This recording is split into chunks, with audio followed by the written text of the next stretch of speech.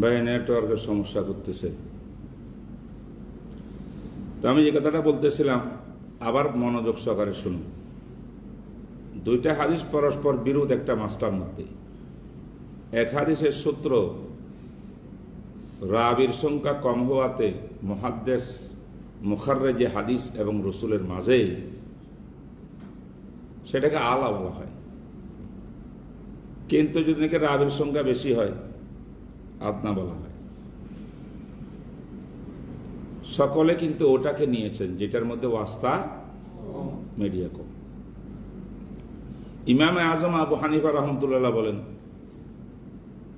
ভাই রাবি যদি শেখা হয় তাদের কম বেশ হওয়ার মধ্যে জরুর পার্থক্য আছে। আরেকটা দিক দেখতে হবে, যেখানে ওয়াস্তা মাধ্যম বেশি, রাবির সংখ্যা বেশি, যদি সেই রাবিগুলো সব বড় বড় ফকিহ হন, মুহাদ্দিস হন, দুইটা গুণ একসঙ্গে তাদের মধ্যে বিদ্যমান, আর যেখানে ওয়াস্তা কম তিনজন, এর মধ্যে ওদের তুলনায় ফেকার ভিতরে তারা কমজোর হন, এরা শুধু মুহাদ্দিস ফকি না, সেই ক্ষেত্রে ইমামে আজম আবু হানিফা রাহমাতুল্লাহ বলেন, আমার নজদিক যদি রাবির সংখ্যা বেশি হয় ওই হাদিসের তুলনায়, কিন্তু এই রাবিগুলো প্রত্যেকে মুহাদ্দিসুন ওয়া ফকি দুইটার গুণ একসঙ্গে থাকে, তাহলে এই হাদিসটা অগ্রগণ্য হবে আমার মাযহাবের জন্য। আমার এই উসুলটা কিন্তু তোমরা যারা হাদিস পড়েছো, রফুল ইয়াদাইন হাত তোলার মাস্টার ভিতরে কিন্তু এই কথাটাই স্পষ্ট, জানো না? ইমামে আজম আবু হানিফা রাহমাতুল্লাহ, ইমাম আউজাই, এই দুই বুজুর্গের মধ্যে একটা মোনাজারা হয়েছিল ছোটখাটো, দারুল হানাতিন বে মাক্কাতাল মুকাররমা। মোলাকাত হয়েছে হজের সময়। ইমাম আউজাই বহুত বড় ইমাম, কালকে বলেছে ইমাম আউজাই দরসের ভিতরে আব্দুল্লাহ ইবনে মুবারক গেছিল, কি হয়েছিল। তো ইমামে আজমকে ইমাম আউজাই জিজ্ঞাসা করছিলেন, এই মোনাজারাটা কিন্তু সমস্ত বড় বড় নির্ভরযোগ্য ওলামারা তাদের কিতাবের মধ্যে লিখেছেন। আল্লামা ইবনে হুমাম লিখেছেন ফাতুল কাদিরের ভিতরে, জিলদে নম্বর 1 পৃষ্ঠা নম্বর 219। ইমামে সারাখসি রহমতুল্লাহ লিখছেন। তারপরে আরো অনেকে লিখছেন। ঘটনাটা হলো, ইমাম আউজা জিজ্ঞাসা করছেন ইমামে আজম, আপনার মাযহাবে রফিয়াদান উত্তম নয় কেন? রুকুতে যেতে, রুকুর থেকে উঠতে আপনি রফুল ইয়াদান হাত উঠান নাই কেন? মা বালুকুম ইয়া আহলাল ইরাক লা তারফাউনা আইদিকুম ফি সালাত ইনদার রুকু ওয়া ইনদার রাফই মিনহু। এই ছিল প্রশ্ন ইমাম আউজাইর। হে ইমাম, ইরাকের ইমাম, বলুন আপনারা রফিয়াদানের পক্ষে নয় কেন রুকুতে যাওয়ার সময় আর ওঠার সময়? তাহলে ইমামে আজম আবু হানিফা রাহমাতুল্লাহ বলছেন, লি আজলি আন্নাহু লাম ইয়াসহ আর রাসূলিল্লাহি সাল্লাল্লাহু আলাইহি ওয়াসাল্লাম ফিহি শাইউন। এই কারণে আমি রফিয়াদানের পক্ষে নয়, আমার নিকট রাসূলুল্লাহ সাল্লাল্লাহু আলাইহি ওয়াসাল্লামের পক্ষ থেকে এসকাল ছাড়া, অভিযোগ ছাড়া নির্ভেজাল কোন রওয়ায়াত আমার কাছে পৌঁছে নাই। লাম ইয়াসহ মানি সালেমান আনিল মুআরিজ, অর্থাৎ এমন কোন রওয়ায়াত নাই যেটার বিপরীত আর একটা শক্তিধর রওয়ায়াত নাই, এমন না। অর্থাৎ এটা সহিহ ইনকার তিনি করেন নাই, এমন সহিহ রফিয়াদান হাদিস যেটার বিপক্ষে কিন্তু তার খেলাফ আরো মজবুত হাদিস রয়েছে। কথাটা বুঝেন না ইমাম আজমের কথাটা? অনেকে আজকাল করে, কিরে রফিয়াদান হাদিস সব কিতাবের মধ্যে আছে সহিহ হাদিস, আবার এটাকে হানফিয়রা মানের হাদিস আছে, ইমাম আজম করে নাই মানে কি? লাম ইয়াসহ আর রাসূলিল্লাহ, লাম ইয়াসহ আন রাসূলিল্লাহ সাল্লাল্লাহু আলাইহি ওয়াসাল্লাম শাইউন ফিহি সালেমান আনিল মুআরিজ। কথা বুঝছেন? মানে উনি একক না রেওয়ায়াতটা, এটা বিরুদ্ধে কোনো রেওয়ায়াত নাই এমন না, তার বিরুদ্ধে শক্তিশালী রেওয়ায়াত আছে, এই কারণে আমি করি না। তখন ইমামে আউজাই রহমতুল্লাহ বললেন, আজীব কথা, হাদিস তো আমার কাছে আছে। তখন ইমাম আউজাইটা হাদিস শুনাইলেন। কি হাদিস? কালা হাদ্দাসানি জুহরি, ইমাম জুহরি আমাকে রেওয়ায়াত করছেন। আন সালেম, ওনাকে রেওয়ায়াত করছেন, হাদিস শোনাছেন ইমামে সালেম। আন আবিহে, সালেমের পিতা হযরত আব্দুল্লাহ ইবনে ওমর, আর রাসূলুল্লাহ সাল্লাল্লাহু আলাইহি ওয়াসাল্লাম আন্নাহু কানা ইয়ারফা ইয়াদাইহি ইযা ইফতাতাহা আস-সালাত ওয়া ইনদা রুকু ওয়া ইনদা রাফি মিনহু। নামাজ শুরু করতে হাত উঠাইছেন তাকবীর তাহরিমার সময়, রুকুতে যেতে হাত উঠাইছেন, রুকুতে উঠতে হাত উঠাইছেন, এরকম একটা হাদিস আমার কাছে আছে। ইমামে আজম রহমতুল্লাহ আলাই ইমাম আউজাইর এই হাদিস যে পেশ করলেন আবু হানিফা সাহেবের সামনে, ওনার সামনে ইমাম আজম তার মুআরিজ বিপরীত আরেকটা হাদিস পেশ করে দিলেন। ইমাম আজম বললেন কি? কালা হাদ্দাসানা হাম্মাদ। এটা কোন হাম্মাদ? শেখ আবু হানিফা। আন ইব্রাহিমা, এটা কে? আন আলকামাতা, এটাকে ইমাম আলকামা, যার কথা এত কিছু বলিয়েছে। আন ইবনে মাসউদিন আন্না রাসূলুল্লাহ সাল্লাল্লাহু আলাইহি ওয়াসাল্লাম কানা লা ইয়ারফাউ ইয়াদাইহি ইল্লা ইনদা ইফতিতাহিস সালাহ। নামাজ আরম্ভ করার সময় তাকবীরে তাহরিমার রফিয়াদান ছাড়া নামাজের ভিতরে আর কোন রফিয়াদান রাসূল করেননি। এই হাদিসটা যখন ইমামে আজম পেশ করলেন ইমাম আউজাইর কাছে, তখন ইমাম আউজাই একটু ফকিহ হিসাবে উনি আশ্চর্যবোধ করলেন। কিরে, আবু হানিফা সাহেব কি এটা জানে না কোন হাদিসের সনদ আলা, কোন হাদিসের সনদ আদনা? আমি হাদিস পেশ করলাম হাদ্দাসানি জুহরি আন সালেম আন ইবনে ওমর আন রাসূলুল্লাহ, আমি আমার থেকে নিয়া জুহরি, সালেম, ইবনে ওমর, তিন মাধ্যম, তারপরে রসুল। আর আবু হানিফা সাহেব কি হাদিস পেশ করতেছেন যে ওনাকে হাদিস পেশ করছে হাম্মাদে। হাম্মাদ নিয়েছেন হাদিসটা ইব্রাহিম নাখির থেকে, তিনি আলকামাত থেকে, তিনি আব্দুল্লাহ ইবনে মাসউদ থেকে, তারপর রসুল থেকে। এনে কয়টা ওয়াস্তা? চারটে ওয়াস্তা। তাহলে আমি 3 ওয়াস্তার হাদিস নকল করতেছি, উনি এটার জবাবের মধ্যে 4 ওয়াস্তার হাদিস নকল করতেছে। তার মানে মনে হয় আবু হানিফা সাহেব জানেন না যে ওয়াস্তা কম হইলে হাদিস যে মজবুত হয়, আরফা হয়, সনদ আলী হয়, এটা জানেন না। তাজ্জুব, আশ্চর্যবোধ করার পরে ইমাম আবু হানিফা জিনিসটা বুঝছেন। তখন ইমামে আজম আবু হানিফা উত্তর দিলেন, কি বললেন? কানা হাম্মাদুন আফকাহু মিনাজ জুহরি ওয়া কানা ইব্রাহিমু আফকাহু মিন সালিম ওয়া আলকামাতু লাইসা বিদুনি ইবনে উমর ফিল ফিকহি ওয়া ইন কানা লি ইবনে উমর সুহবাহ ওয়া লাহু ফাদল ওয়া আব্দুল্লাহি হুয়া আব্দুল্লাহ। আব্দুল্লাহ কি বলছেন ইমাম আজম আবু হানিফা? শুধু এটা পড়লেই বুঝে আসবে ইমামে আজমের ইলম কত, কিভাবে উনি ইমামুল মুসলিমিন হয়েছেন। তিনি বলছেন, জানাবে ইমামে আউজাই, আপনার এই খবরটা হয়তো নাই। আমি যদিও 4 ওয়াস্তায় হাদিস নকল করছি, আপনি 3 ওয়াস্তায়, বাহ্যিকভাবে আপনারটা আলা হওয়ার কথা।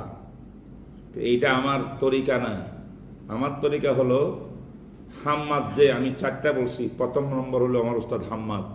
হাম্মাদ মুহাদ্দিস, বিরাট বড় ফকিহ। ইব্রাহিম নাখি বড় মুহাদ্দিস, বড় ফকিহ। আলকামা মুহাদ্দিসুন ওয়া ফকিহুন। আর আব্দুল্লাহ ইবনে মাসউদের কথা বলা হবে, হুয়া তো আব্দুল্লাহ, আল্লাহর বিশেষ বান্দা। এখানে ইব্রাহিম আলকামার ব্যাপারে একটু বাড়াই বলছেন ইমাম আজম। তিনি বলছেন, আলকামা যদিও সাহাবী না, লাইসা মিন দুনি ইবনে উমর ফিল ফিকহি ফেকার দৃষ্টিতে আব্দুল্লাহ ইবনে ওমর সাহাবী রাসূল থেকে আলকামার ফোকাহাত কম না, যদিও ইবনে ওমরের ফজল অতিরিক্ত একটা ফজিলত, তিনি সাহাবী। বিষয়টা ফেকার চলতেছে, ফেকার দিক দিয়ে উনি কম না, সমান। বাড়াই বললেন না আলকামার কথা, যেহেতু একজন তাবেঈ আর ইনি একজন রাসূলের সাহাবী। কারণ তো তোমরা বুঝছো যে আব্দুল্লাহ ইবনে মাসউদের সমস্ত উলুম, আলী রাদিয়াল্লাহু আনহুর সমস্ত উলুম, আম্মা আয়েশার উলুম, ফিকহ, যায়েদ ইবনে সাবিতের ফিকহ সবই তো আলকামার কাছে জমা ছিল। কথা বুঝো না ভাই? তো এইটা বলার পরে এতক্ষণে ইমাম আওজাই বুঝতে পারলেন যে ইমাম আজম আবু হানিফার মাযহাবের ভিত্তিটা কি, বৈশিষ্ট্যটা কি। উনি তো আম সাধারণ মুহাদ্দিসদের মতো সনদের ওয়াস্তা কম হইলে এটাকে আলা মনে করতেন।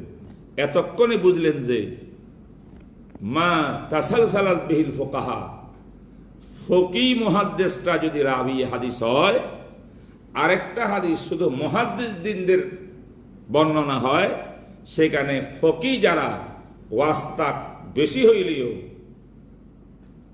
সেই ক্ষেত্রে কি হবে ভাই, এটা গ্রহণযোগ্য হবে, অগ্রগতিকার হবে, এটা তারজি পাবে। এর দ্বারা আমরা বুঝলাম কিনা ইমাম আজম আবু হানিফা রাহমাতুল্লাহ মাযহাবের বৈশিষ্ট্যটা। একটু খেয়াল করেন জিনিসটা। এখানে কেউ প্রশ্ন করতে পারে, আলকামা কি তাহলে ইবনে ওমর থেকে বড় হয়ে গেছেন? ভাই, কিতাবের মধ্যে লেখা আছে, হিলিয়াতুল আউলিয়া হাফেজ আবু নুআইম আল আসফাহানি এই কিতাবের মধ্যে লিখেছেন, পৃষ্ঠা নম্বর 98, জিলদ নম্বর 2। কি লিখছেন জানেন? কাবুস ইবনে আবু যুবিয়ান বলেন, তাবেঈ, যে আমার আব্বাজান আবু যুবিয়ান সব সময় আলকামার দরসের মধ্যে গিয়ে ইলম শিখতেন। তখন তো সাহাবীও ছিল, মানে এবার প্রথম যুগে। তা আমি জিজ্ঞাসা করলাম আব্বাজানকে, আবু যুবিয়ানকে, লে আইয়ে শাইইন কুনতা তাআতি আলকামাতা, কি কারণে আপনি আলকামার দরসের মধ্যে বসেন? ওয়া তাদাউ আসহাবেন নবী সাল্লাল্লাহু আলাইহি ওয়াসাল্লাম, সাহাবায়ে কেরামের দরস চলে, সাহাবী সবক ছাড়িয়া আপনি তাবী সবকে বসেন কেন আব্বা? আবু যুবিয়ান সুন্দর জবাব দিলেন। তিনি বললেন, রাআইতু আসহাবান নবী সাল্লাল্লাহু আলাইহি ওয়াসাল্লাম ইয়াসআলুনা আলকামাতা ওয়া ইস্তাফতুনাহু, আমি সাহাবায়ে কেরামকে দেখি কোনো কিছুতে বুঝে না আসলে আলকামাত থেকে জিজ্ঞাসা করে নেন, আর আলকামাত থেকে জিজ্ঞাসা করিয়া তারা ফতোয়া দেন। আলকামা রুতবা হিসেবে তাবিন হইলেও সাহাবায়ে কেরাম তো ওনার থেকে ফতোয়া জিজ্ঞেস করে। সুবহানাল্লাহ।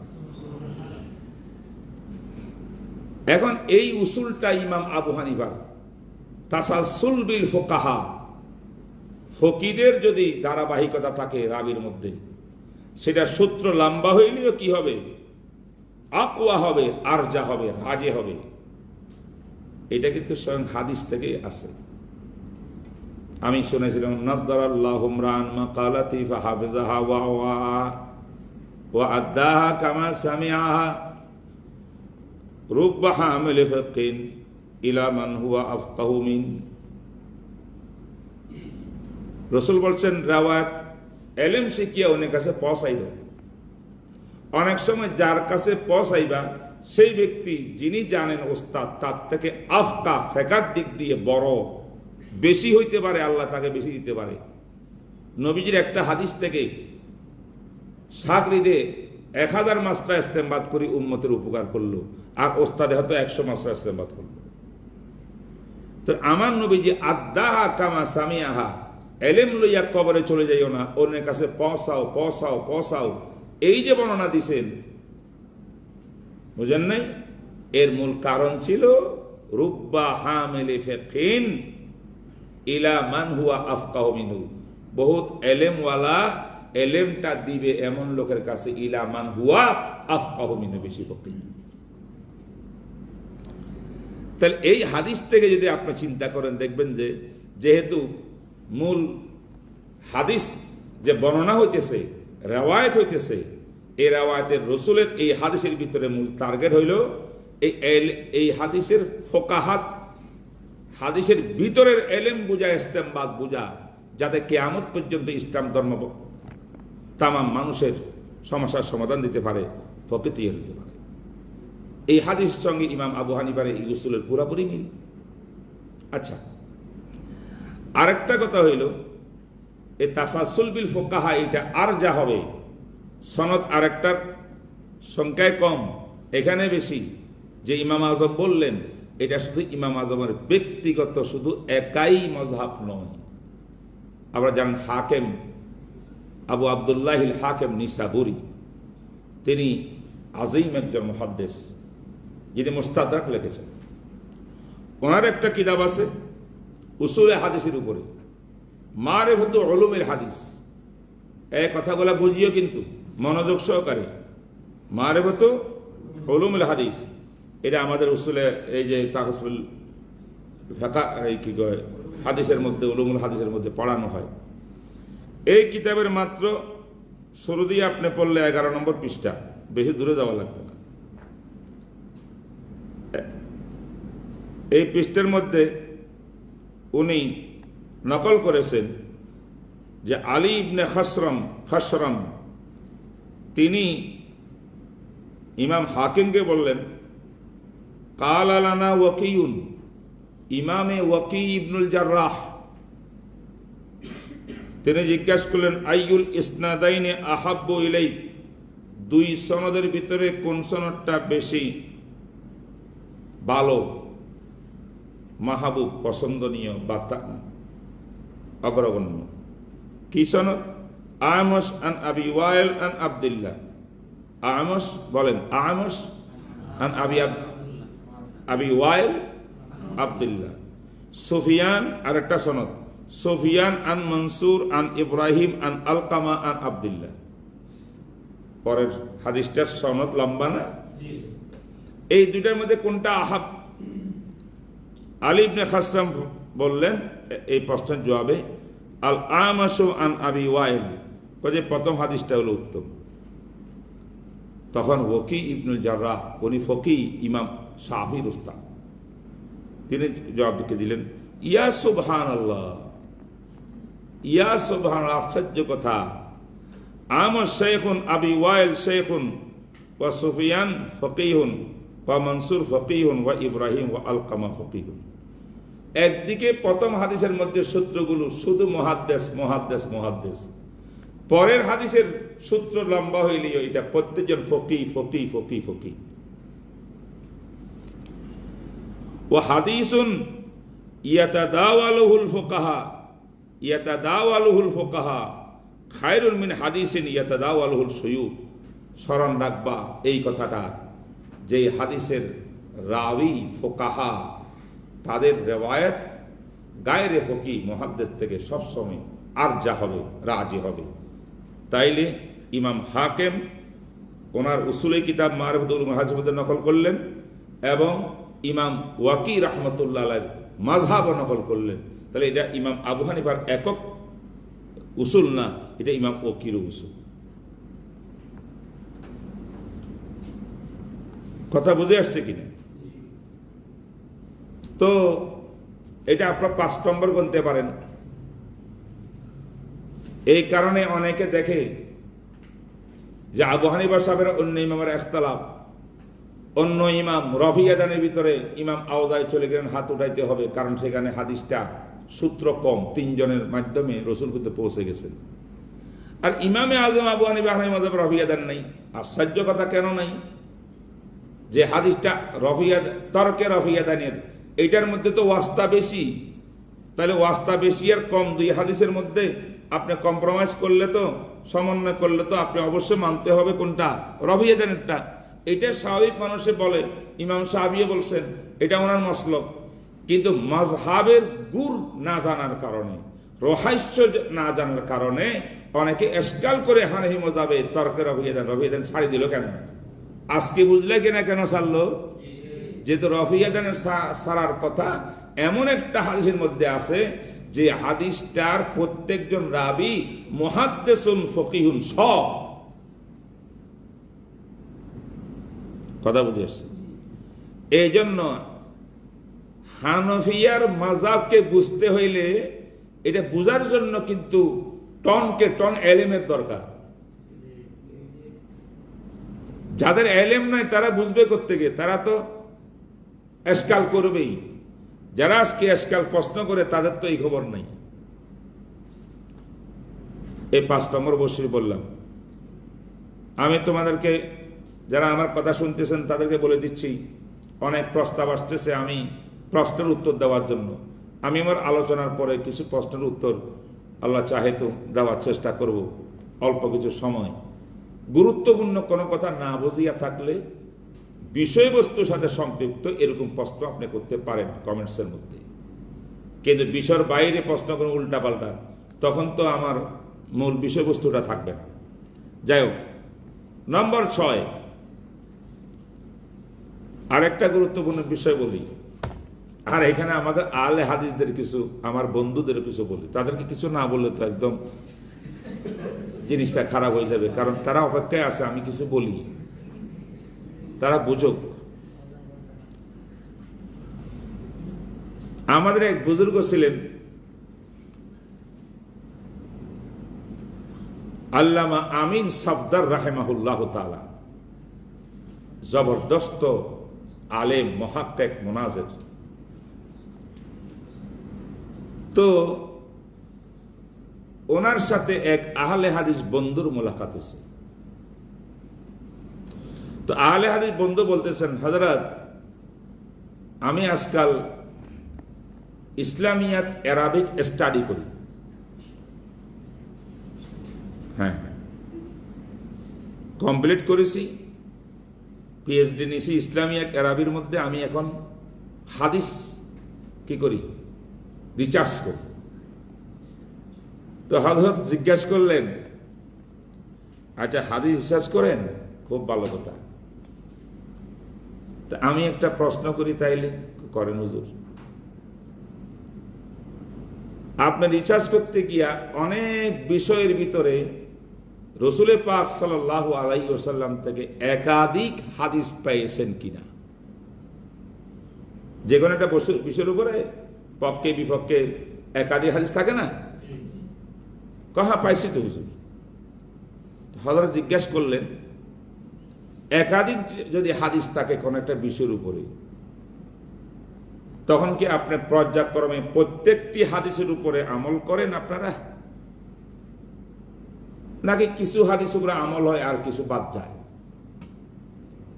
তখন সে আলের বন্ধু করল, হুজুর দুনিয়া থেকে কেউ প্রত্যেক হাদিসের উপরে আমল করতে পারে? যদি একটা মাস্টার ভিতরে 3 রকমের হাদিস থাকে, একটা আসা, একটা শুধু সহি, একটা হাসান, সেই ক্ষেত্রে যেটা উত্তম সেটা আমল করি, বাকি দুটা ছেড়ে দিই। মানে হাদিস একটার উপরে আমল করি আর বাকি দুটা করি না। এটা আমরা রিসার্চ গবেষণা করি, এটা সিদ্ধান্ত নিই।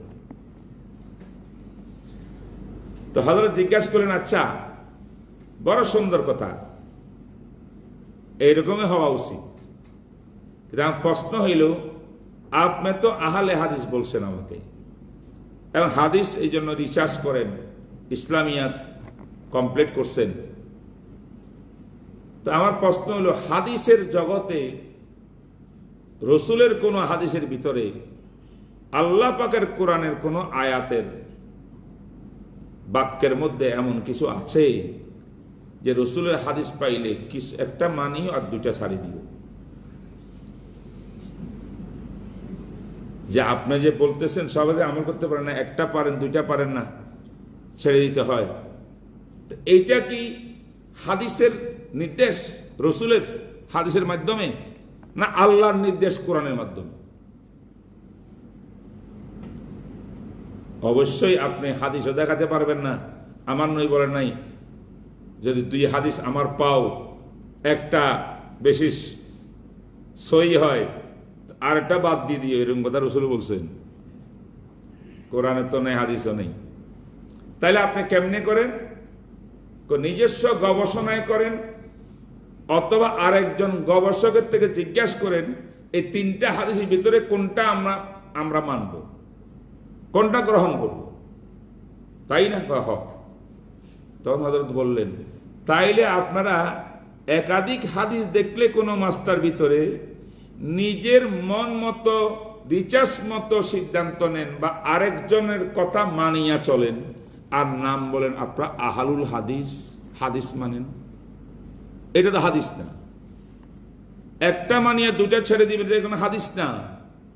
তা আপনি একটা মানে দুটাকে ছাড়ে দিলেন, এটা নিজের মন মতো হইল, অথবা আরেকজন আপনাদের অভিজ্ঞ ব্যক্তির কথার উপরে ভিত্তি করে আপনি একটা মানলেন আর দুটা ছেড়ে দিলেন।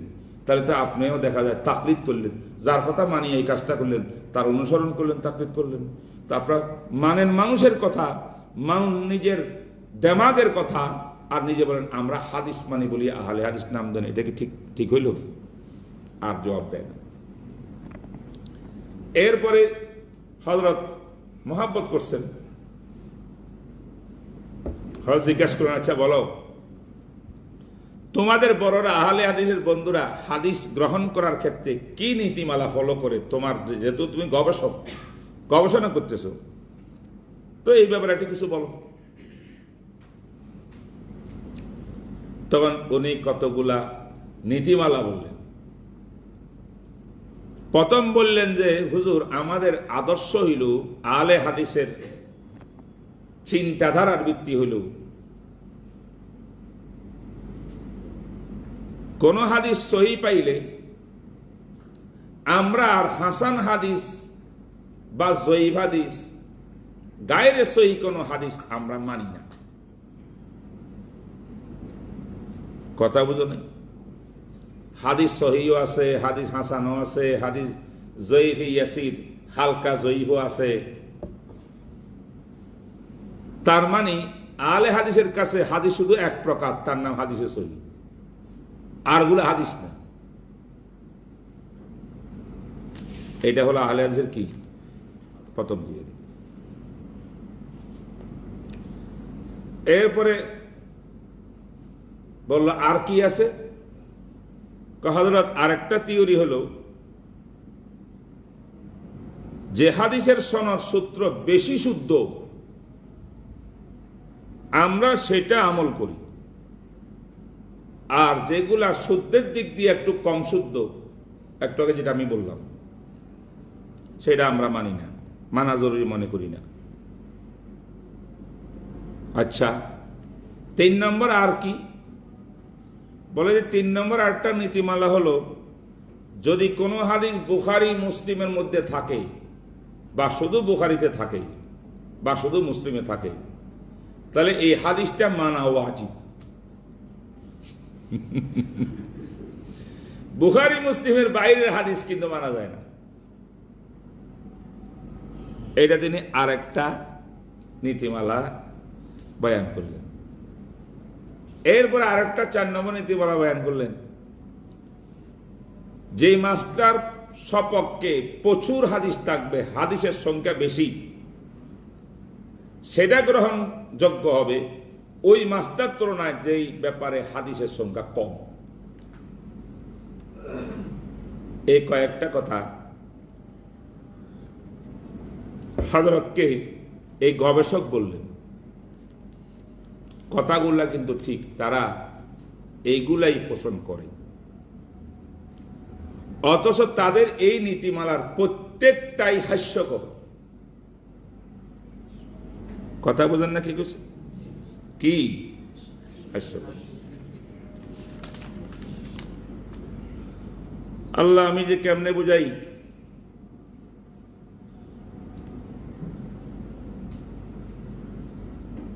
ইনশাআল্লাহ আমি একটু পরে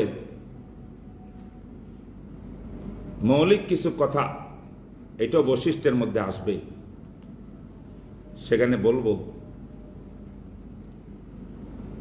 হাদিস সূত্রের দিক দিয়া রাবির অবস্থার পরিপ্রেক্ষিতে উলামায়ে মুহাক্কিকিন এক ধরনের হাদিসকে সহিহ নাম দিয়েছেন,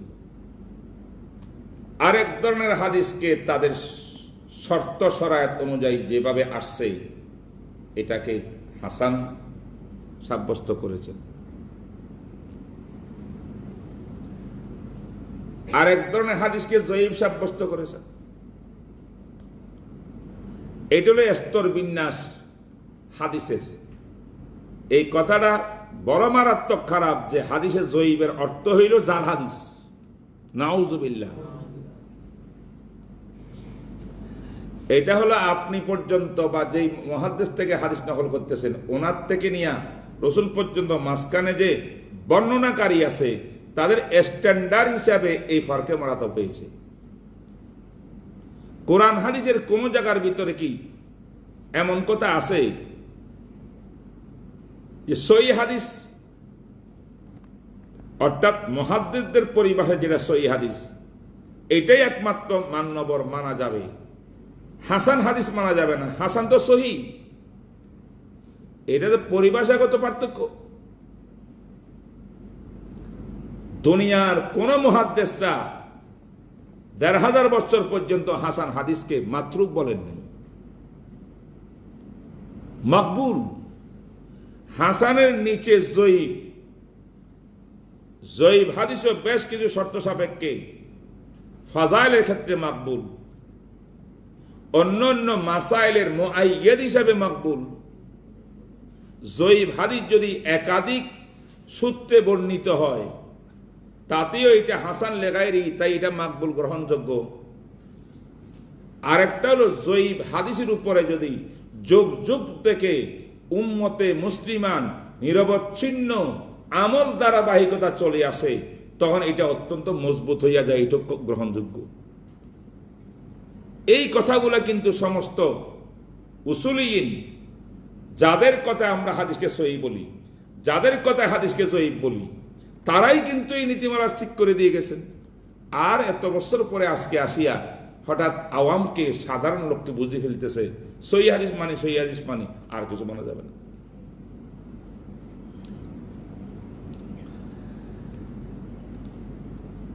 এরপরে তারা বললেন বেশি সহিহ যেটা সেটা মানি। আর আমি একটু আগে আপনাকে দেখলাম যে বেশি সহিহ হাদিস মানি, আর যেটা তুলনামূলক বেশি সহিহ না বা দুর্বল এটা মানি না। এটা জুমহুরে উম্মতের ইজমার খেলাফ।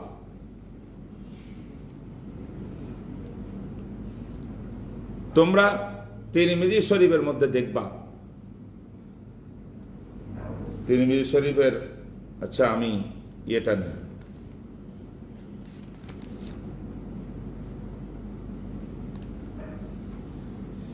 তিরমিজি শরীফে পৃষ্ঠা নম্বর দেখেন, প্রথম খণ্ড পৃষ্ঠা নম্বর 47। এখানে আছে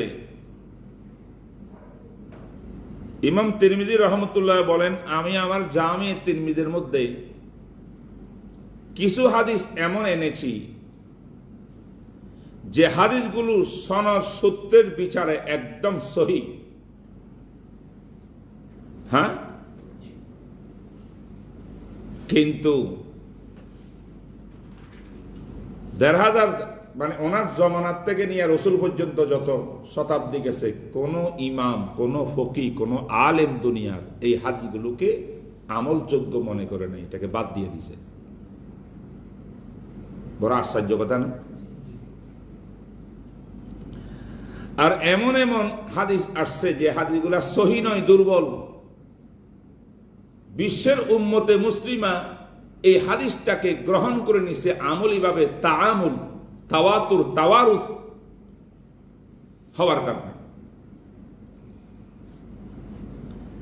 এটাই জন্য ইমাম তিরমিজি আমি যদি মিসাল দিই তাহলে বলতে পারি যে আপনারা ইমাম বুখারী শরীফ উঠাইলে দেখবেন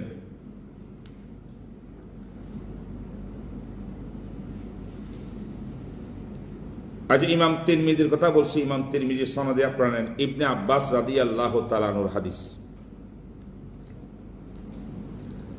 ইবনে আব্বাসের হাদিসের মধ্যে আছে যে জনাবে রাসূল পাক সাল্লাল্লাহু আলাইহি ওয়াসাল্লামের মেয়ে হযরত যায়েনব, ওনার স্বামী ছিল কি আবুল আস।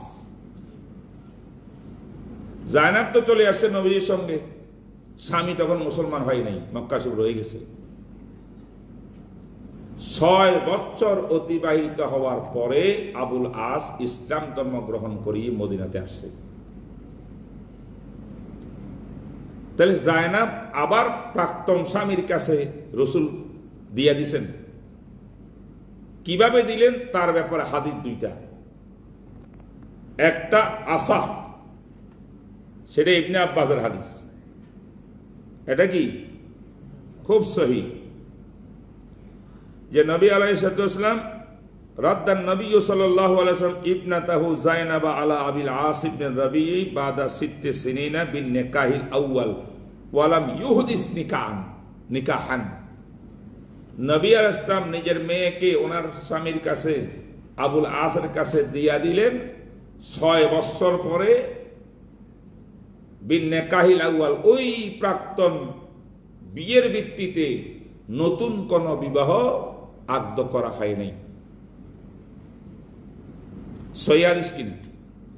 একদম সহিহ হাদিস। পক্ষান্তরে এটা তিরমিজির হাদিস, প্রথম খণ্ড 217 নম্বর পৃষ্ঠা। আর আরেকটা হাদিস আসছে, তাও তিরমিজির মধ্যে, সেখানে আছে আমর ইবনে শুআইব আন আবিহি আন জাদ্দিহি।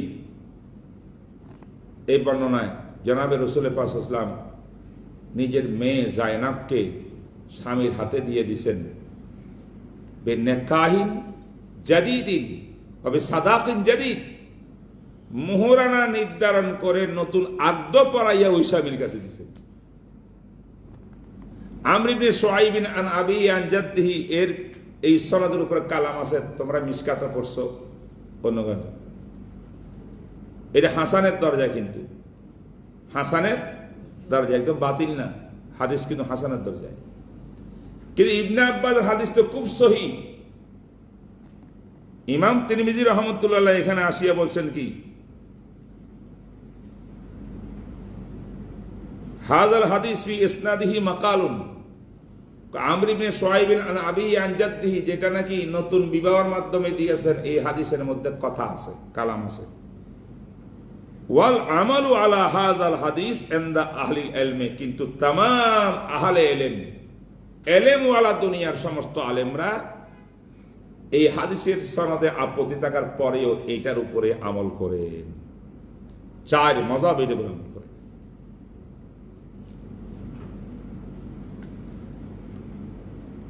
আল্লাহু আকবার। ইয়াজিদ ইবনে হারুন মুহাদ্দিস বলেন, হাদিস ইবনে আব্বাসিন আজওয়াদু ইসনাদান ওয়াল আমালু আলা হাদিস আমর ইবনে শুআইব। ইবনে আব্বাসের হাদিসটা হলো আজওয়াদু ইসনাদান, সনদের দিক দিয়ে সবচেয়ে বেশি সুন্দর এবং মজবুত, কিন্তু আমল তার উপরে হবে না, আমল হবে আমর ইবনে শুআইবের হাদিসের উপরে।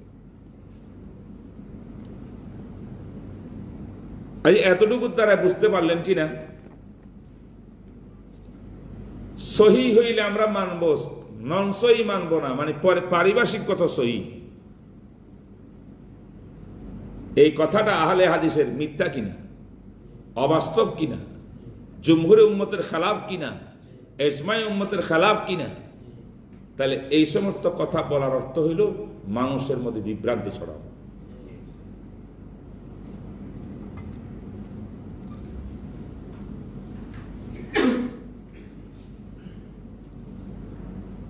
আল্লাহু আকবার। আপনাদের সামনে আরেকটা হাদিস পেশ করি, সেটা হলো ওই বন্ধুদের দ্বিতীয় মূলনীতি, সনদের বিচারে যেটা বেশি শুদ্ধ সেটা হবে আমলযোগ্য, অন্যটা নয়। বলছিল কিনা? আমি বুখারী শরীফের হাওয়ালায় আপনার কথা বলতেছি। সহিহ বুখারী প্রথম খণ্ড পৃষ্ঠা নম্বর 53, এখানে একটা বাব আছে, বাবু মা ইউযকারু ফিল ফাখর, বাবু মা ইউযকারু ফিল ফাখর। মানুষের যে রান আছে শরীরের, এই রানটা কি সতর কি সতর নয়, এটার উপরে একটা বাব অনুচ্ছেদ ইমাম বুখারী কায়েম করছেন। এই বাবের মধ্যে তিনি দুইটা হাদিস আনছেন। عن ابن عباس وجرهد ومحمد بن جحش عن النبي صلى الله عليه وسلم الفخذ عورة وقال أنس حسن النبي صلى الله عليه وسلم عن فخذه। আনাস রাদিয়াল্লাহু তাআলা হাদিস হলো আল্লাহর নবীর সঙ্গে তিনি সফরে গেছিলেন, গাজওয়ায়ে কি বলে খায়বরে। রসুল যে সাওয়ারের মধ্যে ছিলেন বসা, তো হুজুরের রান খোলা দেখা গেছে।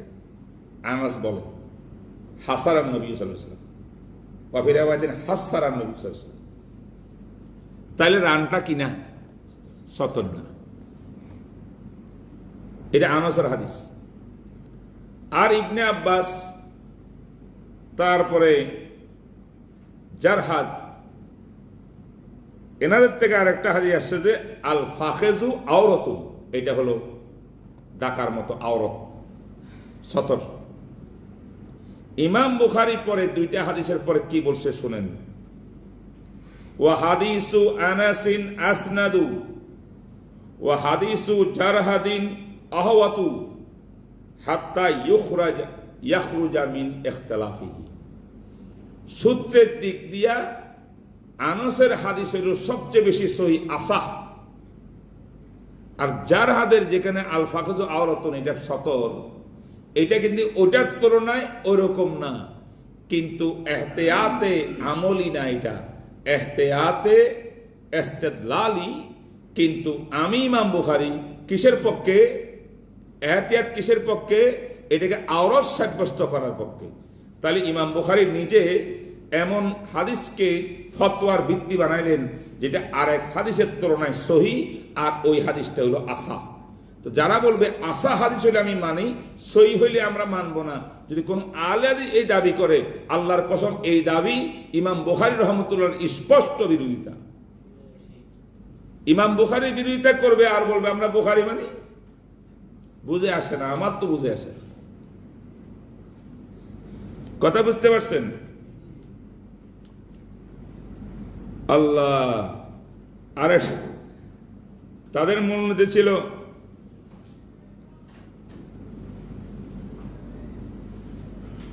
মুত্তাফাক আলাই, বুখারী মুসলিমে যে হাদিস আছে এটাই মানা ওয়াজিব। বুখারী মুসলিমের এই হাদিসের বিপরীত যদি বুখারী মুসলিম ছাড়া অন্য যেখানে থাক না কেন হাদিস, যে কোনো কিতাবে, কোনোভাবে মানা যাবে না। কথাটা বুঝিও, বুখারী মুসলিমে যে হাদিস আছে এটা মানা ওয়াজিব। যদি এই হাদিসের বিপক্ষে বিরোধ অন্য কোনো হাদিস অন্য কিতাবে পাওয়া যায়, কোনো অবস্থায় মানা যাবে। এটা তাদের একটা মূলনীতি কিনা?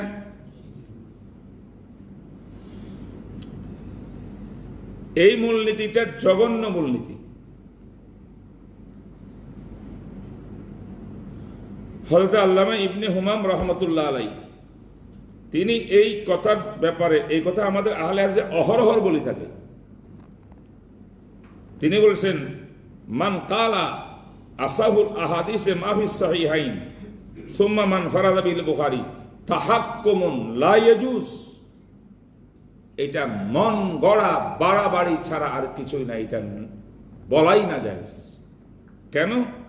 ইদিল আসাহিয়াতু সহি গায়রে সহি, বেশি সহি কম সহি, এটা নির্বাচন লাইসা ইল্লা লি ইস্তেমালে রুয়াতিহিমা আলা শুরুত আল্লাতী ইতাবারাহা। এটা হলো শুরুতে রাবিদের শর্ত। কোন ধরনের রাবি হলে ইমাম বুখারী আনবেন, কোন ধরনের রাবি হলে ইমাম মুসলিমে আনবেন। তারা তো রাবির দিক দিয়ে আসাহিয়াতের এতেবার করেছে। ফাইদা ওয়াজাদতা তিলকা শুরুত ফি রুয়াতি হাদিসিন ফি গায়রিল কিতাবাইন আফালা ইয়াকুনুল হুকমু বিল আসাহিয়া। ইমাম বুখারী আর মুসলিম যেই শর্ত আরোপ করেছেন রাবির জন্য, হাদিস তাদের কিতাবে আসার জন্য, যদি এই শুরুত শর্তগুলো এমন একটা হাদিসের মধ্যে পাওয়া গেছে, হাদিসের সনদের রাবির মধ্যে, যে হাদিসে বুখারী মুসলিমে নাই, অন্য কিতাবের মধ্যে আছে, তাহলে তো একই কারণে ওই কিতাবের হাদিসটাকে সহি বলতে হবে, আসা বলতে হবে। কথা বোঝেন নাই?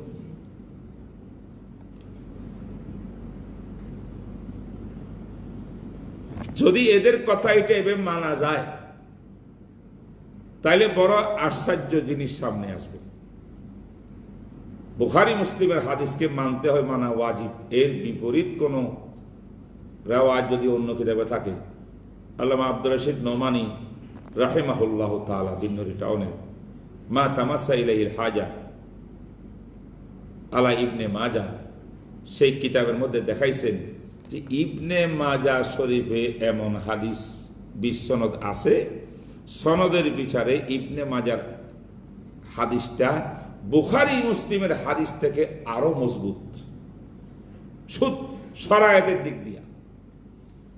তাহলে বোঝা গেল বুখারী মুসলিমের যেই ধরনের হাদিস আছে, এই ধরনের হাদিস বুখারী মুসলিম ছাড়া তার বাইরে পাওয়া যাইতে পারে।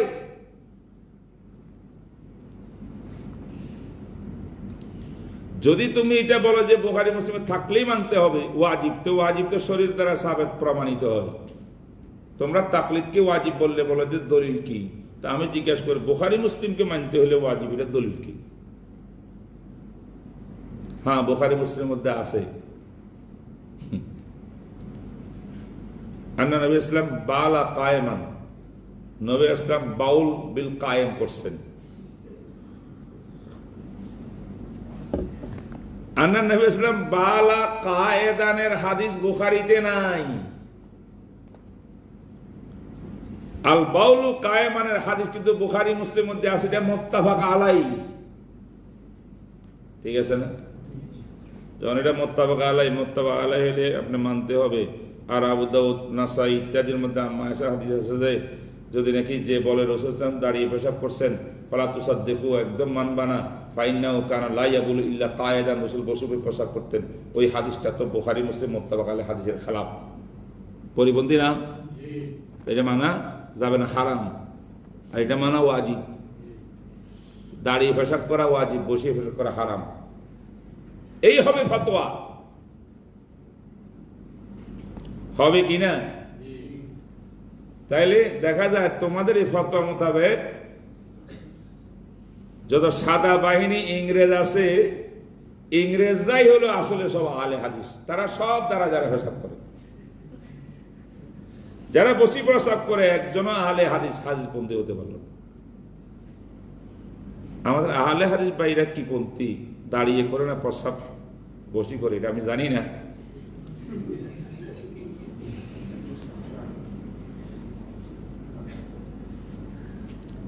দেখাতে পারবেন বসি প্রসাব করা কোনো হাদিস বুখারী শরীফে,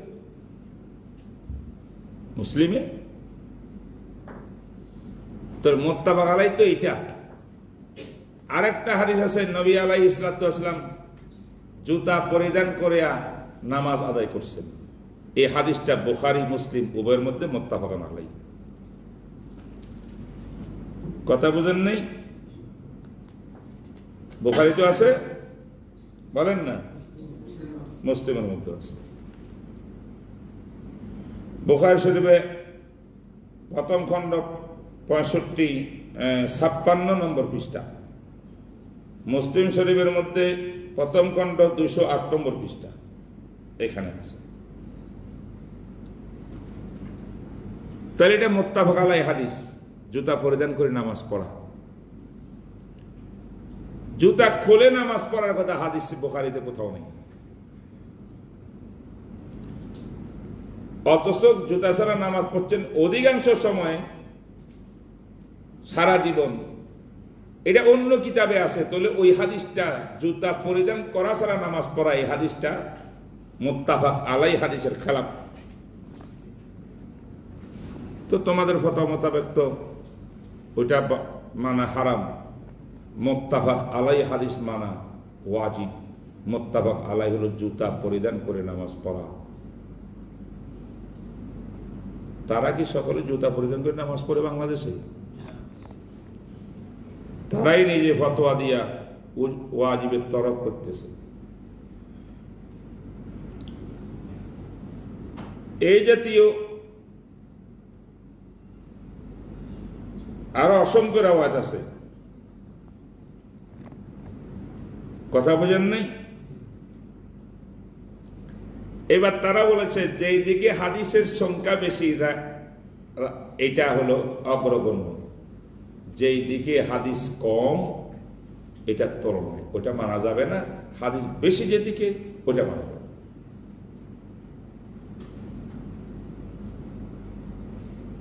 এই ব্যাপারে একটু আলোচনা আমি তো করি সবকের মধ্যে, আজকে যেহেতু একটা পয়েন্ট টাওয়ারে আসছে জিনিসটা, আমি তোমাদের দৃষ্টি আকর্ষণ করতেছি। ইমাম বুখারী রহমতুল্লাহ সহিহ বুখারীর খণ্ড নম্বর 1 প্রথম জিলদের ভিতরে 42 নম্বর পৃষ্ঠা, হাদিসের সংখ্যা হলো 288। এখানে বাবু মুসলিমা ইউসিবু মিন খরাজিল মারআ এর উপরে একটা 1 সাল নিয়ে হাদিস রেওয়ায়াত করছেন। 1 সাল ওলামারা তো বুঝেই, স্বামী স্ত্রী সঙ্গম করার পর যদি বীর্যপাত না হয় এটার নাম 1 সাল, বীর্যপাত হইলে তো হইল। তো এই অবস্থার মধ্যে গোসল ওয়াজিব হবে কি হবে না, ইমাম বুখারী এই পৃষ্ঠায় এই হাদিসের মধ্যে বিস্তারিত আলোচনা করছেন। সেখানে ইমাম বুখারী রহমতুল্লাহ আলাইহি গোসল ওয়াজিব হবে না বীর্যপাত না হলে স্বামী স্ত্রী সঙ্গমের পর, এটা বলে যে হাদিসটা যেটা ওসমান রাদিয়াল্লাহু তাআলার হাদিস, এবং সেই হাদিসটা কালা ওসমান ইয়াতাওয়াজ্জাউ কামা ইয়াতাওয়াজ্জাউ সালাত, শুধু ওযু করলে চলবে, গোসলের দরকার নাই। ওয়া ইয়াগসিলু যাকারাহু কালা ওসমান সামিতু মিন রাসূলিল্লাহ সাল্লাল্লাহু আলাইহি ওয়াসাল্লাম, ওসমান বলেন আমি এটা রাসূল থেকে শুনছি। ওয়া সাআলতু আন যালিকা আলী ইবনে আবি তালেব, রাবি বলেন আমি আলীর থেকে জিজ্ঞাসা করলাম, সোবাইর থেকে জিজ্ঞাসা করলাম, তালহার থেকে জিজ্ঞাসা করলাম, উবাই ইবনে কাব থেকে জিজ্ঞাসা করলাম, ফাআমারুহু বিযালিক, সবাই এই মাসলাটা এরকম ভাবে হয়েছে। এবং আবু আইয়ুব আনসারী তিনিও এই মাসটা দিয়েছেন। 6 থেকে 7 জন সাহাবী প্রত্যেকের রিওয়ায়াত হাদিস হইল গোসল লাগবে না, ওযু করলেই যথেষ্ট হবে। এগুলো বুখারী শরীফের ইবারত, ইমাম বুখারী এটা বলছেন এই জায়গাতে। এরপরে ইমামে বুখারী রহমতুল্লাহ আলাইহি এই পৃষ্ঠার মধ্যে 287 নম্বর হাদিস বাব কায়েম করছেন, বাবু ইদাল তাকাল খাতানা। এই বাবের আন্ডারে হাদিস আনছেন আবু হুরায়রা। সে হাদিসের ভিতরে আছে ইজা জালাসা বাইনা সুআবিহাল আরবা সুম্মা জাহাদাহা ফাকাত ওয়াজাবাল গুসল। স্বামী স্ত্রীর সঙ্গম হলে, এটা খোলাসা কথা, বীর্যপাত না হইলে ফা আলাইহিল গুসল, তার উপর গোসল করা ওয়াজিব, ফরজ। ইমাম বুখারী রহমতুল্লাহ গোসল ফরজ হবে এইটার রিওয়ায়াত আনছেন শুধু আবু হুরায়রা। অন্য কিতাবে আরো রিওয়ায়াত আছে, আম্মা আয়েশার থেকে রিওয়ায়াত আছে, বুখারীতে আছে তো আবু হুরায়রা। গোসল ওয়াজিব হবে না এটার উপরে 6 জন 7 জন সাহাবী, ওসমান, আলী, তালহা, জুবায়ের, তারপরে আবু আইয়ুব আনসারী, উবাই ইবনে কাব, এরা সবাই। এতগুলো রিওয়ায়াত, বলেন তো বেশি হাদিস কোন দিকে? গোসল ওয়াজিব না হওয়ার। আর গোসল ওয়াজিব হবে এটার হাদিস মাত্র আবু হুরায়রার একটা রিওয়ায়াত। এরপরে ইমাম বুখারী এর মন্তব্য করছেন, ওয়াল আহওয়াতু ইনদি আল গুসলু, গোসল করা এটাই হলো যে ফতোয়া। এটা আহওয়াত মানে আপনি মনে করেন না গোসল না করলেও চলবে, এটা আমলি আহওয়াত না, এটা এহতিয়াতে ইস্তিদলালি, দলিল ভিত্তিক এহতিয়াত, মানে এটাই ফতোয়া, দলিলের বিচারে এটাই সবচেয়ে মজবুত কথা। অনেক হুজুররা এই সব বুখারীর এই সমস্ত জায়গার ভিতরে ওয়াল এহতিয়াতু ওয়াল আহওয়াতু শব্দটা ইমাম বুখারী বলছেন, মনে করে এটা আমাদের আম ফকিদের ইবারত। আল আহওয়াত মানে এহতিয়াত, সাবধানতা হইল এইভাবে করা, আর ওইভাবে করলে অসুবিধা নেই। এটা নাম এহতিয়াতে আমলি। এটা ভুল তত্ত্ব, শুরুহাতে হাদিস দেখুন বুখারীর সরাগুলোকে, এটা গলত তরজমা। আসলে ওয়াল আহওয়াত যখন ইমাম বুখারী বলে, এটা দলিলের বিচারে যখন আপনি মুস্তাহিদ হিসাবে আপনি একদিকে যাবেন, সেই ক্ষেত্রে আপনাকে আহওয়াত এদিকে, মানে আকওয়া ইস্তিদলালান হাদিহিল মাসালা, ইয়ে হ্যায় এহতিয়াতে ইস্তেদলালি।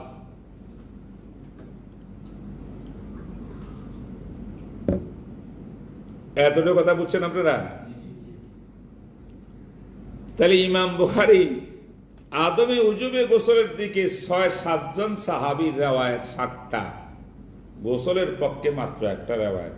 ইমাম বুখারী নিজে বললেন যে একটা রেওয়ায়েত যে আবু হুরায়রার, এটাই হলো কাবেলে আমল, এটা উপরে ফতোয়া। তাহলে ইমাম বুখারী দেখা যায় যেই দিকে হাদিস বেশি ওই দিকে যান না, যেই দিকে হাদিস মজবুত সেদিকে যান।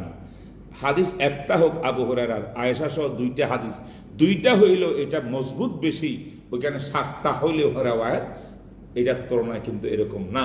তাই কাজটাতে রেওয়ায়াত হাদিস পরিমাণে বেশি যেদিকে হয় সেই দিকে আমরা যাই। এই যে আহলে হাদিসের এই বক্তব্যটা, এটা স্পষ্ট ইমাম বুখারীর মাযহাবের খেলাফ।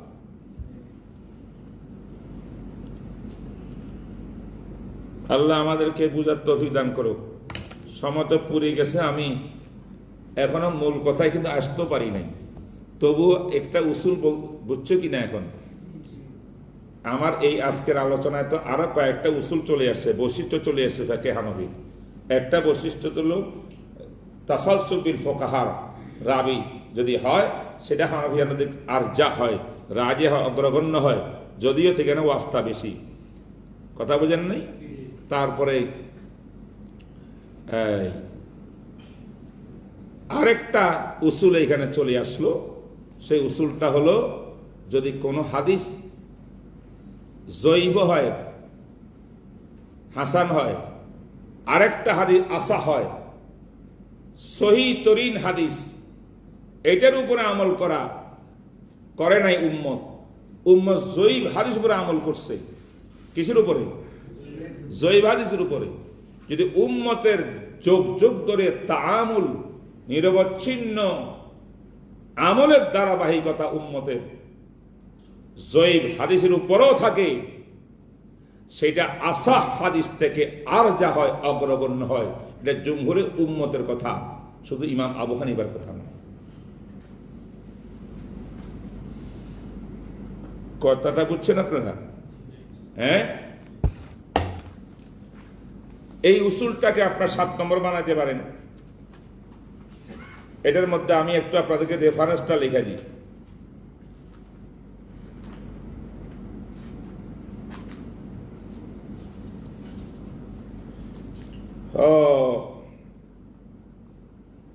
ইমাম বদরুদ্দিন আয-যারকাশী রাহিমাহুল্লাহু তাআলা,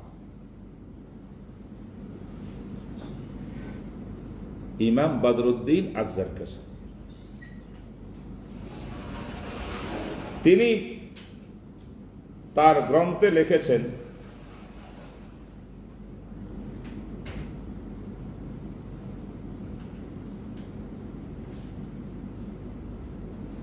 তার কিতাব আন-নুকাত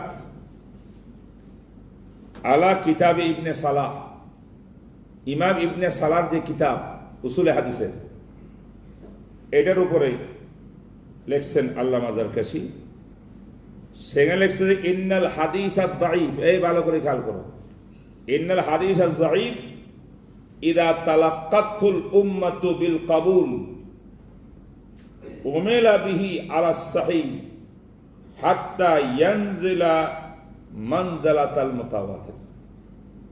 অর্থ কি? জয়ীব হাদিস সূত্রের দিক দিয়া ইদা তালাক্কাতুল উম্মাতু বিল কাবুল, যোগ যোগ ধরে 1000 বছর থেকে পুরা উম্মত যদি ওরা আমল করে আসতেছে, আমলান এটা প্রত্যেকের মধ্যে পাওয়া যায়, এটা কাবেলে আমল হবে। শুধু কাবেলে আমল না, এটা ইয়ানজিলু মানজালাল মুতাওয়াতির, এটা তাওয়াতুর হাদিস যেমন অকাট্য সহি, এরকম সহির পর্যায়ে চলে আসে। হাফেজ ইবনুল কাইয়িম রাহিমাহুল্লাহ তাআলা, যিনি আমাদের আহলে হাদিস বন্ধুদের মুরব্বী, আমাদের সর্দার পাত্র, শেখুল ইসলাম ইবনে তাইমিয়ার ডান হাত, তিনিও এক জয়ীব হাদিসের ক্ষেত্রে, এই হাদিসটা না আরেক জয়ীব হাদিসের ব্যাপারে তিনি মন্তব্য করতে গিয়ে বলছেন ফাহাজাল হাদিসু ওয়াইল্লাম ইয়াসবুত, এই হাদিসটা যদিও সূত্রের দিক দিয়ে সাবেত নাই, লাম ইয়াসবুত মানে হাদিসটা জয়ীফ। ফাইত্তিসালুল আমালি বিহি ফি সাইরিল আমসারি ওয়াল আসার মিন গায়রি নাকিরিন কাফিন ফিল আমালি বিহি। কিন্তু এই হাদিসের সাথে পুরা উম্মতে মুসলিমার পুরা দুনিয়ার আমল যখন সম্পৃক্ত হয়ে গেছে, তাহলে এই হাদিসের জয়ীপুরে আমল করা যথেষ্ট, অর্থাৎ এটার উপরে আমল করার জন্য এই উম্মতের নিরবচ্ছিন্ন ধারাবাহিক আমলই যথেষ্ট, সূত্রের দিক দিয়ে কম হতে পারে। কথা বোঝেন না কি বলছি? কথাটা বুঝছেন কিনা?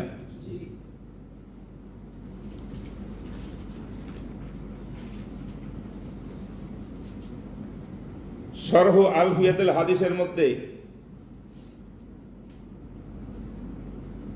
ইমাম সাখাবী শামসুদ্দিন সাখাবী রাহমাতুল্লাহ আলাইহি বলেছেন, এটা ইবনে হাজারের শাগরিদ, শরহ আলফিয়াতুল হাদিস। তিনি বড় চমৎকার লিখছেন, ফাতুল মুগীস, আরে এটা হলো শরহ আলফিয়াতুল হাদিস, পৃষ্ঠা নম্বর 200, পৃষ্ঠা প্রথম খণ্ড, পৃষ্ঠা নম্বর 288। এখানে লিখছেন, ইদা তালাক্কাতিল উম্মাতুদ দাঈফা বিল কবুল, উম্মত যদি, পুরা দেশের উম্মত, বিশ্বের উম্মত যদি জয়ীফকে কবুল করে নেয়, আমল করে নেয়, ইউমালু বিহি আলা সাহিহ, সেই জয়ীফ হাদিস অবশ্যই আমলযোগ্য হবে। হাত্তা ইন্নাহু ইয়ানজিলু মানজালাতাল মুতাওয়াতির, এবং এটা তাওয়াতুরে হাদিসের কায়েম মাকাম স্তরে পৌঁছে যাবে। ফি আন্নাহু ইউনসিখুল মাকতুআ বিহি, এবং এমন হাদিসের জয়ীফ উম্মতে যেটাকে তালাক্কি গ্রহণ করে নিয়েছে, এটা অন্য সহিহ হাদিসকে, মাকতু হাদিসকেও মানসুখ করতে পারবে। বলে হাদা কালা শাফিঈ রাহিমাহুল্লাহ, এই জন্য ইমাম শাফিঈ রাহমাতুল্লাহ বলেছেন, ফি হাদিসে লা ওয়াসিয়াতা লিওয়ারিসিন, একটা হাদিস আছে না, লা ওয়াসিয়াতা লিওয়ারিসিন, মানে ওয়ারিসের জন্য মাইয়েতের ওসিয়ত, পিতার ওসিয়ত গ্রহণযোগ্য নয়। তো এই হাদিস বলেন যে ইমাম শাফিঈ বলছেন, এই হাদিসটা ইন্নাহু লা ইয়াসবিতুহু আহলুল হাদিস, লা ইউসবিতুহু আহলুল হাদিস, উলামায়ে আহলে হাদিসটা এই হাদিসটাকে সাবেত বলে না, সহিহ বলে না, তবে দুর্বল। ওয়ালাকিন্নাল আম্মাতা তালাক্কাতু বিল কবুল, উমুমি পুরা দুনিয়ার উম্মত এটা গ্রহণ করে নিয়েছে। ওয়া আমিলু বিহি, এই হাদিসে আমল করেছে। হাত্তা জাআলাহু নাসিখান লি আয়াতিল ওসিয়্যতি লাহু, আয়াতে ওসিয়তের জন্য এই হাদিসে জয়ীফটা এত শক্তিশালী, এটা নাসিখ হয়ে গেছে। কথাগুলো কি আমাদের? শামসুদ্দিন সাখাবী কি আমাদের লোক? হানাফি মাযহাবের লোক? বুঝছেনই ভাই? যাক, অনেক দলিল আদিল্লা আছে, এগুলা বললাম না। আর এটা 7 নম্বর বৈশিষ্ট্য, এইটা ভালো করে বুঝতে হবে। এবং এই জন্য ইমামে তিরমিজি রহমতুল্লাহ বলছেন, আমার তিরমিজি শরীফের ভিতরে 3-4টা হাদিস, 5টা হাদিস এমন আছে যেগুলো একদম বিশুদ্ধ হাদিস, কিন্তু উম্মতে কেউ আমল করে নাই। অথচ জয়ীফ হাদিসের উপরে উম্মত আমল করার কারণে এইটাই গ্রহণযোগ্য হয়েছে উম্মতের কাছে। তিরমিজি শরীফের ভিতরে সহিহ হাদিস, আসা হাদিস যেটা গ্রহণ করে না উম্মতে, তার একটা হাদিস তোমরা লেখো, আব্দুল্লাহ ইবনে আব্বাস রাদিয়াল্লাহু তাআলা আনহুর হাদিস। সেখানে আছে, কালা জামা রাসূলুল্লাহ সাল্লাল্লাহু আলাইহি ওয়াসাল্লাম বাইনা যুহরি ওয়াল আসরি ওয়া বাইনাল মাগরিবি ওয়াল ইশা বিল মাদিনাতে মিন গায়রি খাউফিন ওয়ালা মাতারিন। একটা হাদিস মোস্ট প্রসিদ্ধ, তোমরা জানো যে একদিন মদিনা শরীফের মধ্যে রাসূলুল্লাহ সাল্লাম যোহর, আসর, মাগরিব, এশা 4 ওয়াক্ত নামাজকে জমা করছেন, জামাইনে সালাতান করছেন। কিন্তু মদিনার মধ্যে বৃষ্টিও ছিল না, কিরে কোন দুশ্মনের ভয়ও ছিল না, মানে কোনো ওজর ছিল না। বিনা ওজরে আমার রাসূল সাহাবায়ে কেরামকে নিয়ে জোহরের নামাজ আসর উঠতে পড়ছে, আবার মাগরিবের নামাজ এশারের সময়ের মধ্যে বসে জমা করছে। এই হাদিসটা কিন্তু সূত্রের দিক দিয়া সহিহ। ইমাম তিরমিজি বলেন হাদিসটা সূত্রের দিক দিয়ে খুব সহিহ, কিন্তু লাম ইয়ামাল বিহি, দুনিয়ার কোন উম্মত এটার উপর আমল করে নাই। কথা বলছেন কিনা?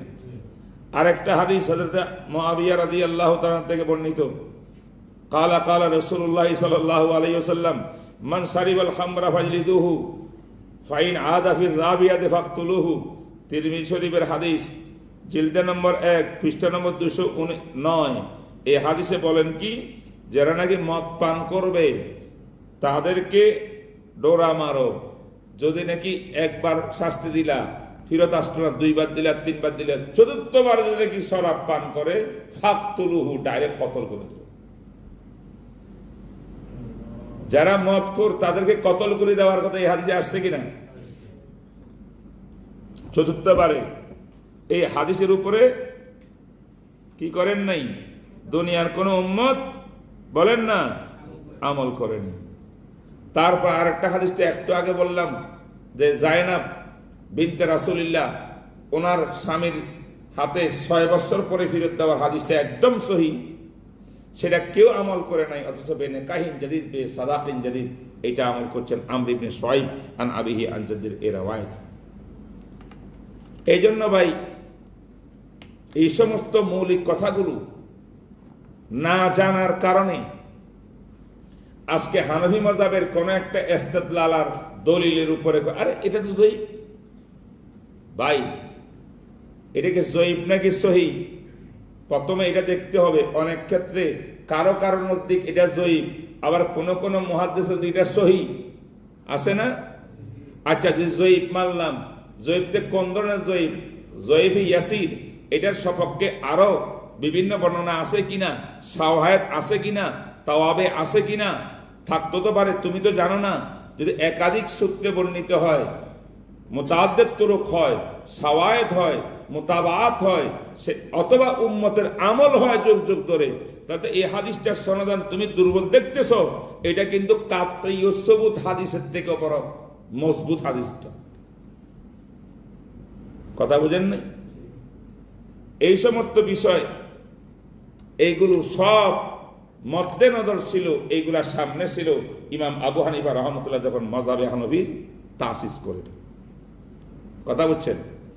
আমি মোটেই কথা শেষ করতে পারলাম না, আর কথা বলবো না। বৈশিষ্ট্য 7 থেকে 8টা আমি বলেছি, আরো 4টা বৈশিষ্ট্য কমপক্ষে আগামী সবকের মধ্যে বলবো, যেখানে উলুমুল হাদিসের ছাত্রদেরও সেখানে খোরাক আছে বিরাট। তো ওই দিকে আমি যাইতে চাইও, আজকে পুরা পারি নাই। এই 4টা বলার পরে আমি আরো 2টা কথা বলবো ইনশাআল্লাহ তাআলা। একটা কথা বলবো, ইজা সাহাল হাদিসু ফাহুয়া মাযহাবি। এই যে আহলে হাদিস রটাইতেছে যে 4 মাযহাবের ইমাম আবু হানিফা বলছেন ইজা সাহাল হাদিসু ফাহুয়া মাযহাবি, তোমাদের কাছে হাদিসটা সহিহ প্রমাণিত হলে এইটাই আমল করো, ওইটা আমার মাযহাব, যেটা আগে ছিল এটা বাদ দাও। এরকম একটা ধোঁকার স্লোগান দিচ্ছে আজকে আমাদের সমাজের ভিতরে। এটার ইনশাআল্লাহ মুদাল্লাল মজবুত দলিল ভিত্তিক জবাব বিস্তারিত এটার উপর দিব। এটা পুরো একটা মুহাজারা ইনশাআল্লাহ। আরেকটা বিষয় হলো, হাদিস দেখলেই তো তার উপরে আমল করা যাবে না। অনেক হাদিস ইমাম আবু হানিফা আমল করেন নাই, দলিল হিসাবে না, কারণ হাদিসটা আমলের জন্যে কাবেল না। রাসূলের হাদিস সব বাবরকত হাদিস, কিন্তু অনেক হাদিস নবী আলাইহিস সালামের খুব বরকতপূর্ণ, অত্যন্ত সহিহ হাদিস, কিন্তু এটা তো হুকুম রহিত হয়ে গেছে, যে মানসুখ হয়ে গেছে। যে হাদিসের হুকুম মানসুখ হয়ে গেছে সেটা আবু হানিফা সাহেবের মাযহাবে আসবে কেমনে? কথা বলো। যে হাদিসটা মানসুখ হয়ে গেছে, রহিত, আমল করা যাবে না, সে মানসুখ হাদিসটা কিন্তু বুখারীতে আছে, মুসলিমে আছে, হাদিসের কিতাবের মধ্যে মুহাদ্দিসরা আনছেন।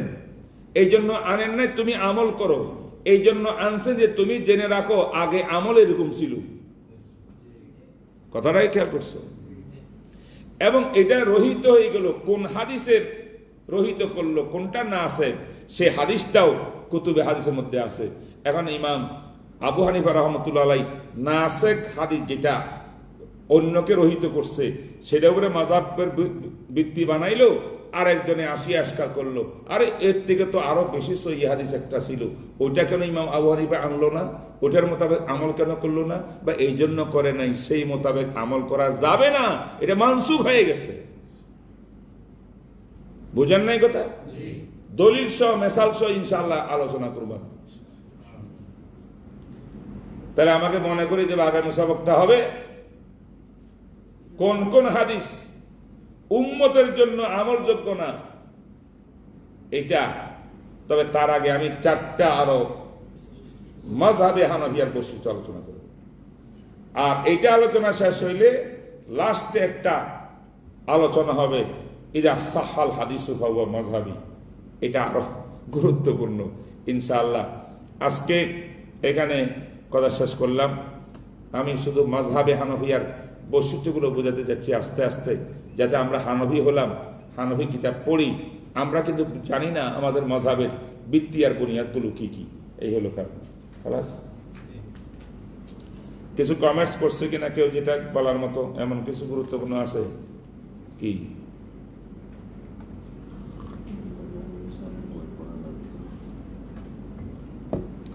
ভাই এরকম প্রশ্ন না করা ভালো। একজনে প্রশ্ন করছেন আব্দুল্লাহ জাহাঙ্গীর সাহেবের বই পড়া গুলা যাবে কিনা।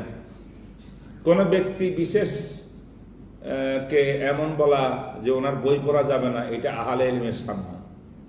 তোমার কাছে যদি চোখ থাকে, এলেম থাকে, বসিরত থাকে, এলেমের মজবুতি থাকে, তুমি খ্রিস্টানদের বই পড়ো, কোনো আপত্তি নেই। জাকির নাকের বই পড়ো, অবশ্যই পড়তে হবে। মাওলানা মওদুদী সাহেবের বই পড়ো, অবশ্যই পড়তে হবে। আব্দুল্লাহ জাহাঙ্গীরের বই পড়লে অসুবিধা কি? কিন্তু মানতে হবে ওইটা যেটা আমাদের হক, ওলামায়ে দেওবন্দ আকাবরে দেওবন্দ যেটাকে হক সাব্যস্ত করে দলিল ভিত্তিক, এটা তোমার মানতে হবে। এর বিরুদ্ধে যে লেখক না কেন যে বইয়ের ভিতরে, সেটা তো আমি মানবো না, এটা রদ করবো আমি। এরকম শক্তি তোমার থাকলে যে কোনো কারো কিতাব পড়তে পারবা। আজ তোমার কাছে এরকম এলেম না থাকে, আগার খাহি সালামত বর কিনারা, সমুদ্রের মাঝখানে গেলে মণি মুক্তা পাওয়া যায়, কিন্তু ডুবি সুবি মরার যদি সম্ভাবনা থাকে, সালামত বর কিনারা আসলে পাশে বসে থাকো, নামিও না বলে সমুদ্রের ভিতরে। আচ্ছা, আমরা কি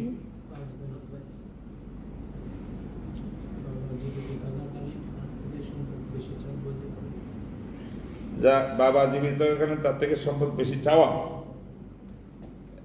আচ্ছা দেখো তো এই মাসটার কি আজকে আমাদের আলোচনার যে সম্পর্ক আছে, তো বেচারা জানতে চাচ্ছে, এটা একটা মাসলা, একটা মাসা জানতে পারলে তো অনেক সওয়াব।